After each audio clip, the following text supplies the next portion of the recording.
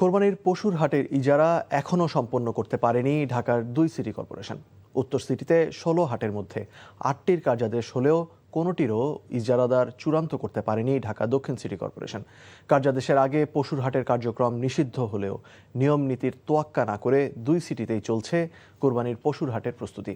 রাজধানীর কোরবানির পশুর হাট নিয়ে আরও জানাচ্ছেন ওবায়দুল্লাহ মামুন। আগামী ২৭ কিংবা ২৮ মে অনুষ্ঠিত হতে যাচ্ছে পবিত্র ঈদ উল আজহা।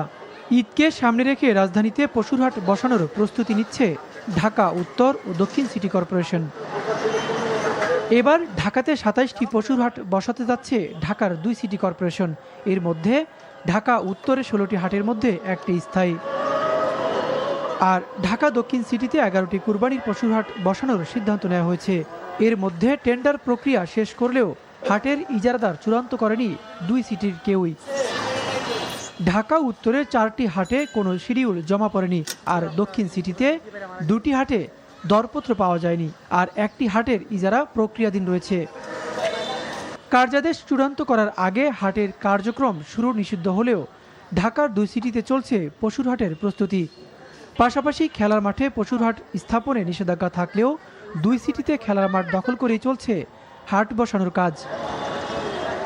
ঢাকা দক্ষিণের প্রশাসক বলছেন, কার্যাদেশের আগে পশুর হাটের কার্যক্রম নিষিদ্ধের পাশাপাশি নির্ধারিত সীমার বাইরেও পশুর হাট বসালে ব্যবস্থা নেবে কর্পোরেশন।